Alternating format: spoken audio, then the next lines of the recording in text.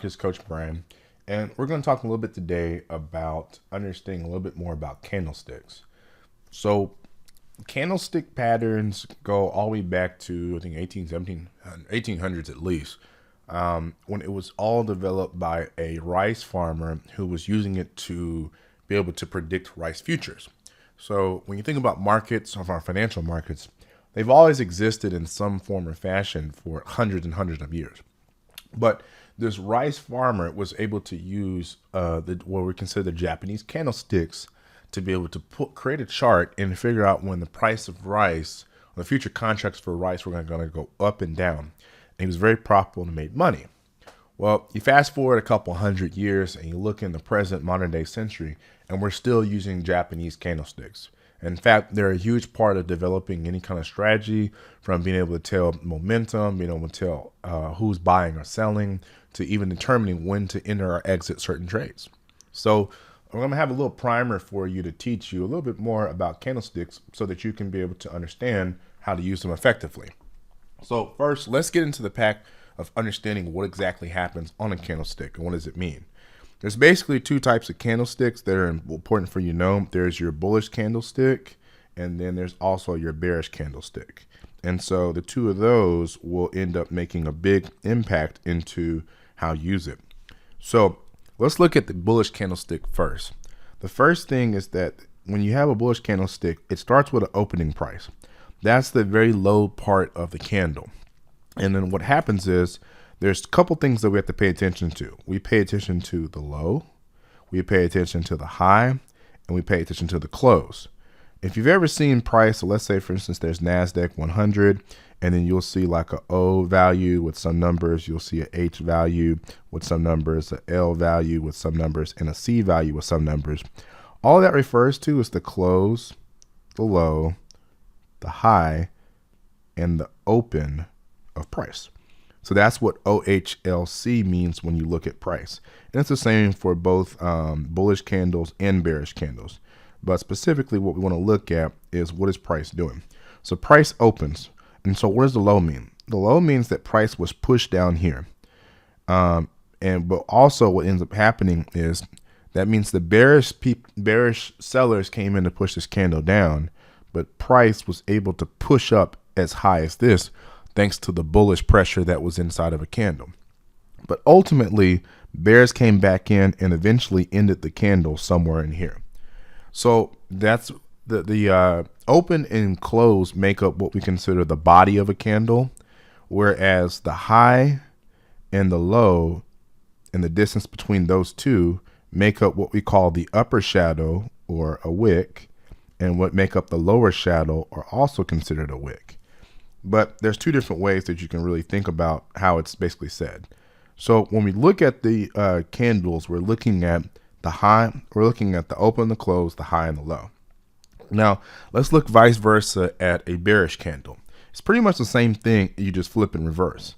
A bearish candle opens up here. So this is our open right here. And what that means is that the bulls were able to push price as high as here, but the bears came back in to push price as low as here, but the bulls came in at the very end and they pushed price all the way to this close. So then we'd have our OHLC, open. So you always go from open to high, high to low, low to close. So that's why you see OHLC in a lot of things. So that explains the analogy pretty much of what happens on every candlestick. And so we also remember that from the open price to the high price, that area is what's considered our upper shadow or our wick, and the close price to the low price ends up making our wick, but also considered our lower shadow. Now, why is all of this really important? Well, it tells you a little bit about the battle. So when you have price pretty much is like this. So think of this as a big game of tug of war. And so here we have the buyers, and then let's say for here we have the sellers. What ends up happening over time is price moves this way, then goes this way, then goes this way, this way, this way. And that's basically what basically a candle body tells you. You can tell who has the most momentum by seeing things like, for instance, we call strong candle or momentum candles, candles that have very little body. I mean, very little wick. So if you have a candle like this and a wick like this and basically no wick down here, you would say, oh, this would be a strong body candle. But if you have, for instance, a candle like this with a small body and you have large wicks, that would mean indecision. And the reason why is because if we know how a body works, the price had to open here, and let's say if it's a bullish candle, price had to go down here, then it goes up here, but ultimately it was pushed all the way back down to close here. And then this was the open. So because of that, we'd say, oh, it doesn't look like the buyers or the sellers are really winning. It looks like they're equally matched. Now, you can see these type of candlesticks pretty much anywhere, but the real relevance of candlesticks is knowing when they're at key spots where you're supposed to kind of look. So, for instance, if you have price moving in an uptrend, and then, for instance, you have, for instance, a demand zone, and price comes down here, and then you all of a sudden see a candle with large wicks, and that means indecision, that might be a great place to buy from. So you enter here, and then you'd have your stop loss back here, and maybe your take profit here, because what price might do is do something like this, and then go off and eventually go do it. Because what it means is that the buying pressure as it came down was stopped, and the telltale sign was seeing this indecision candle that was right here. So that's why it's important to know. Now, there's all kinds of different reversal candlestick patterns that you could see. So for instance, like I mentioned, it's all important to see at the right place. So for instance, you might see, for instance, a hammer. So what does a hammer mean? Well, this was the open, this was the low, and it basically the high and the close all right here. So what it means was bullish pressure tried to come down, and you see that, for instance, the bulls were strong here. The bears were strong here. So we had strong bearish pressure, and then we get a hammer signal. And what it signifies is that this is a potential reversal spot. And so that's why you can be used potentially as an entry trigger for you to take a trade and then take a trade from that point. You might have, for instance, the inverted hammer, which also could signify the same thing. So it signifies that you had strong bearish pressure. Then you have what can be considered a reversal of sorts, and then price going up and taking its own way. And you have a dragonfly doji. You could have engulfing candles, which shows strong bearish pressure, and all of a sudden strong bullish pressure.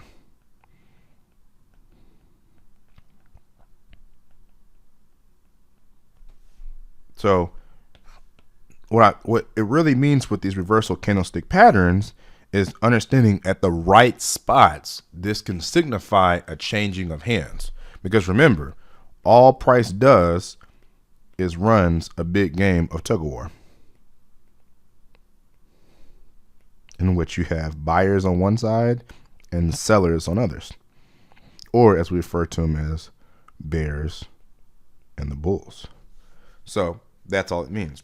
You could have the piercing line, which shows equal strength. You could have the morning star, which goes from bears to bulls, indecision right here, and then strong movement afterwards. You could have the morning star doji. You can have three white shoulders, which shows strong bullish pressure. Now, for every bullish candle type, if you do the reverse, there's a bearish one. So for instance, where we see, for instance, the hammer for bulls, we see the shooting star for bears. Where we see the inverted hammer for bulls, we see the hanging man for bears. You got dragonfly doji. I don't know why it's called that.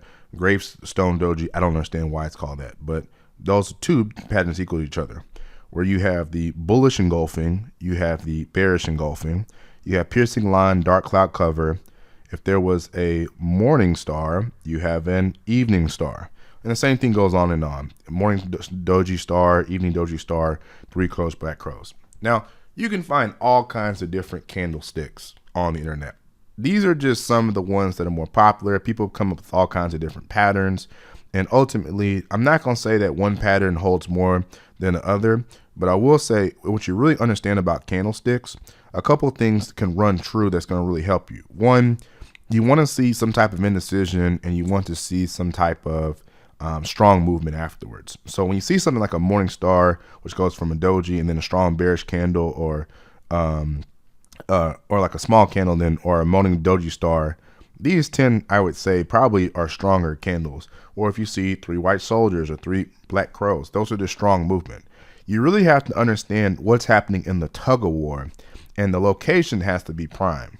So it's very important to look for these candlesticks, not just anywhere, but look for them at key points. And so to show you how to do that, I'm going to go to a chart so we can actually take a look and see what it looks like on the chart. So let's go and begin. Now, I'm not going to get into a video of POIs. This is not the POI video, but we're just going to look at some entry spots, and we're going to look at what kind of candlestick patterns and things that we see. So let's say, for instance, price broke here, and this is our point of interest. Now, what do we notice? Well, price is automatically going up from this spot, strong momentum. You see a strong candle. Many would consider this as an imbalanced candle. This could be considered a bullish engulfing candle. And so then price comes into our zone. Well, what do we notice? Price ends up having a strong candle here. Then we get a small doji-like candle. We get a couple of small dojis. Then we get small bullish pressure. But one thing I want you to notice is look at the wicks. The wicks are pushing down. There's hardly any wicks above. Then there's a wick above, strong wick below. And then next thing you know, we have a strong bearish engulfing candle. This would be a great spot for you, for instance, to take an entry in on a trade. And we have a video in the community on the course that's focused on entries. So I'm not going to get into entries in this video. I just want you to just look pretty much at the candlestick interactions. See, this was a strong move down. Price ends up going. Here would have been a nice 1 to 8 trade as well too.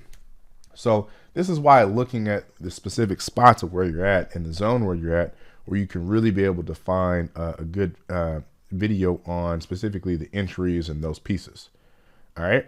So, find a good spot for entries, basically using the candlestick entries.